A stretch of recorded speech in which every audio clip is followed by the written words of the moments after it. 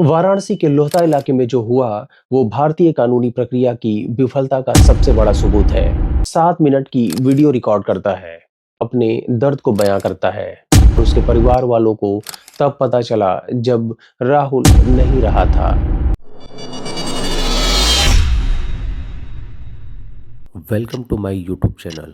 I am Pankaj and you are watching Beyond the True Crime. 9 दिसंबर 2025 सुबह के 5 बजे एक बेटे की आखिरी सांस और मां के सपने टूट गए। लेकिन ये कहानी सिर्फ मौत की नहीं, बल्कि एक ऐसे सिस्टम की है जो आपसे आपके सवालों के जवाब छीन लेती है। वाराणसी के लोहता इलाके में जो हुआ, वो भारतीय कानूनी प्रक्रिया की विफलता का सबसे बड़ा सबूत है। नाम था राहुल मिश्रा, उम्र महज 28 से 30 साल, और एक फैसला जिसने पूरे समाज को हिलाकर रख दिया। ये कहानी महज 5 साल पहले शुरू हुई, जब राहुल मिश्रा एक सामान्य युवक था, एक सामान्य परिवार से बिलोंग करता था और एक सामान्य से सपने देखता था। फिर एक दिन उसकी नजर एक लड़की पर पड़ी। नाम था संध्या सिंह। संध्या सिंह लक्ष्मणपुर की रहने वाली थी। शायद अलग समाज से बिलोंग करती थी, लेकिन राहुल को इन सब से कोई फर्क नहीं पड़ता था, क्योंकि प्यार किसी समाज या किसी धर्म की परवाह नहीं करता। बस उसमें उस प्यार को निभाने की दृढ़ इच्छा शक्ति होनी चाहिए। यहाँ राहुल ने संध्या को चुना और संध्या ने राहुल को। दोनों ने शादी कर ली और दोनों के परिवार वाले भी मान गए थे। और फिर एक बेटा हुआ, रेयांश। रेयांश मात्र 4 साल का था और राहुल की बॉर्डर फैमिली पूरी हो गई थी। लेकिन सवाल था कि क्या राहुल की खुशियां स्टेबल थी? इस रिश्ते में सब कुछ अच्छा चल रहा था। ये लव मैरिज बहुत अच्छी चल रही थी, सब कुछ अच्छा लग रहा था। तब तक, जब तक एक थर्ड पर्सन इनके बीच नहीं आ गया। इस थर्ड पर्सन का नाम था शुभम सिंह। शुभम सिंह उर्फ डेंजर। जी हाँ, आपने बिल्कुल सही सुना। उसका दूसरा नाम था डेंजर और फाइनली उसने अपने इस नाम को सही साबित किया। धीरे धीरे संध्या और शुभम के बीच एक नया रिश्ता पनपने लगा था। जब राहुल को इसका डाउट हुआ, तो राहुल ने संध्या से एक दिन पूछा कि संध्या, आखिर ये सब चल क्या रहा है? तो संध्या ने इसका जवाब दिया कि तुम्हें इसका कोई मतलब नहीं होना चाहिए, तुम्हें ये नहीं हक है पूछने का। जब राहुल ने संध्या को शुभम से दूरी बनाने के लिए कहा, तो संध्या ने राहुल को ही इग्नोर करना शुरू कर दिया था। उसने अपना कांटेक्ट नंबर बदल लिया और घर में काफी स्ट्रेस पैदा कर दिया था। और सबसे गलत बात जो थी वो ये कि संध्या की माँ माधवी सिंह भी इन सब में शामिल थी। वो संध्या सिंह का ही साथ दे रही थी। कहानी यहाँ से और डार्क हो जाती है। जब संध्या के पास और दूसरा कोई ऑप्शन नहीं रह गया था, तो उसने एक ऐसा हथियार उठाया जो भारत में लगभग हर पत्नी के पास होता है। कानून। भारतीय दंड संहिता की धारा 498A। ये धारा बनाई गई थी महिलाओं की सुरक्षा के लिए, दहेज प्रताड़ना, मारपीट और मानसिक यातना से बचाने के लिए। और ये सही भी था, महिलाओं को सुरक्षा मिलनी चाहिए। लेकिन क्या होता है जब इस धारा का मिसयूज होता है? आंकड़े बताते हैं कि 2022 में लगभग 65,923 मामले फाइल किए गए। उनमें से 28.71% बिना ट्रायल के ही खत्म हो गए।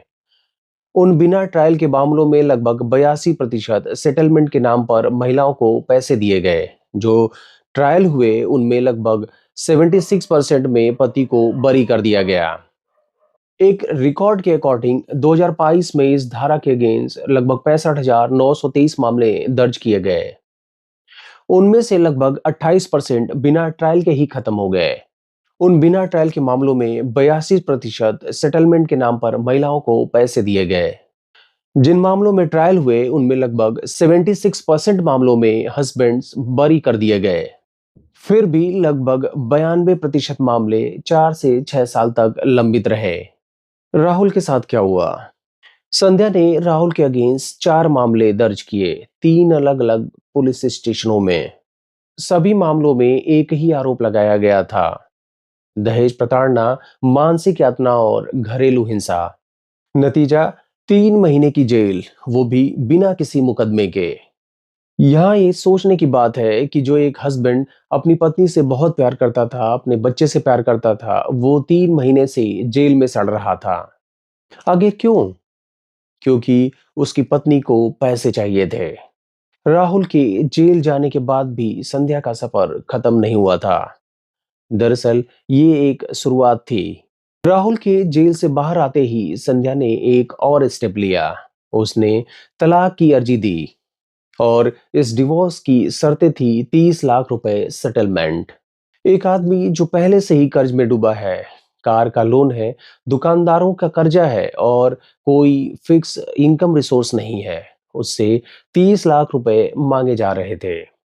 और सबसे शर्मनाक बात यह थी कि इस 30 लाख रुपए के पीछे एक और शर्त थी कि अगर तुम 30 लाख दे सकते हो तो अपने बेटे से मिलने को सोचना, वरना सोचना भी नहीं। राहुल को उसके अपने बेटे से अलग कर दिया गया, सिर्फ इसलिए कि वो 30 लाख नहीं दे सकता था। राहुल से अपने ही बेटे से उसको मिलने का अधिकार छीना जा रहा था, और वो भी कानूनी तौर तरीकों से। इस स्टोरी की एक और इम्पोर्टेंट फैक्टर थी संध्या की मां माधवी सिंह। ये वो महिला थी जिसने अपनी ही बेटी को उसके पति के खिलाफ भड़काया, एक तीसरे आदमी के साथ उसके रिश्ते को सपोर्ट किया, संध्या के फोन से राहुल के नंबर को ब्लॉक कराया। उसने दोनों पति पत्नी के बीच काफी कंफ्यूजन क्रिएट कर दिया था। अब राहुल अपनी पत्नी और बच्चे से बात नहीं कर सकता था। एक आदमी अपनी पत्नी अपने बच्चों से अलग हो गया था, समाज में अकेला पड़ गया था और कानून के आगे हार गया था। और एक महिला अपने माँ के सपोर्ट से अपने प्रेमी के साथ में थी। राहुल का हरासमेंट यहीं खत्म नहीं हुआ। 4 दिसंबर 2025 को राहुल अपने बेटे को देखने गया, शायद आखिरी बार। लेकिन वहां शुभम और उसके साथी मिल गए। उन्होंने करौता बाजार में राहुल को बहुत पीटा, उसे अपमानित किया, और उन्हें ऐसा करने से किसी ने नहीं रोका। न संध्या की मां ने, न संध्या ने, और न ही इस कानून ने। ये घटना राहुल के लिए आखिरी तिनका साबित हुई।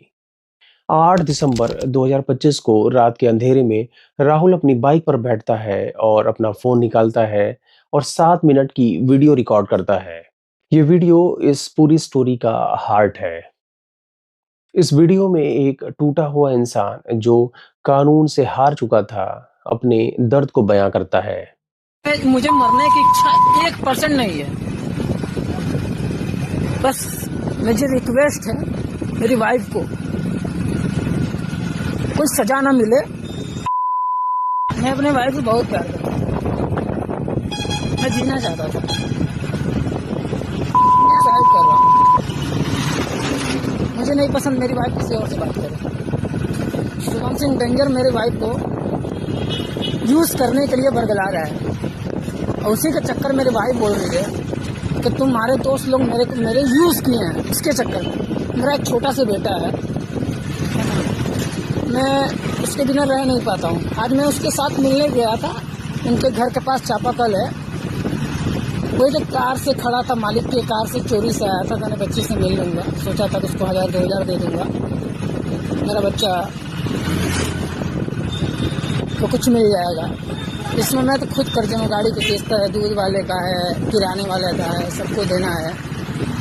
मैं छोटा सी उम्र से इतना सह रहा हूँ। खैर हमारे मम्मी पापा भी मेरे वाइफ को एक्सेप्ट नहीं करते थे, क्योंकि वो 4 बारी मुझे थाने पे भेज दिए।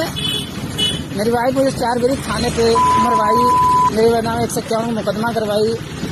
लोटा थाना, रोनिया थाना, मरवाड़ी थाना है। उसके बावजूद मैं उसको रखा और मैं जीना चाहता था। मेरा छोटा सा बच्चा है, उसके बिना जी नहीं पाता हूँ मैं। खैर मेरी तो आज जिंदगी की लाश। राहुल अपने अंतिम शब्दों में ये कहता है कि इसलिए मैं आत्महत्या करने जा रहा हूं। राहुल अपने कमरे में जाता है, अपने साथ रस्सी ले जाता है, और उसके परिवार वालों को तब पता चला जब राहुल नहीं रहा था। उसके शरीर को फांसी के फंदे पर झूलता हुआ पाया गया। एक इंसान, एक पत्नी, एक बेटा, सब कुछ खो गया। पुलिस ने मामला दर्ज किया। आत्महत्या के लिए उकसाने का आरोप लगा। संध्या सिंह और माधवी सिंह गिरफ्तार कर लिए गए। वही शुभम फरार था। लेकिन राहुल मिश्रा अब वापस नहीं आएगा। राहुल की कहानी असामान्य नहीं है। 2023 में भारत के अंदर 4,863 पुरुषों ने विवाह संबंधी समस्याओं के कारण आत्महत्या किया और इसी साल 4,180 महिलाओं ने विवाह संबंधी समस्याओं के चलते आत्महत्या कर लिया। इतिहास में पहली बार पुरुषों की संख्या महिलाओं से ज्यादा थी। ये प्रूव करता है कि कुछ महिलाएं इस कानून का दुरुपयोग करती हैं।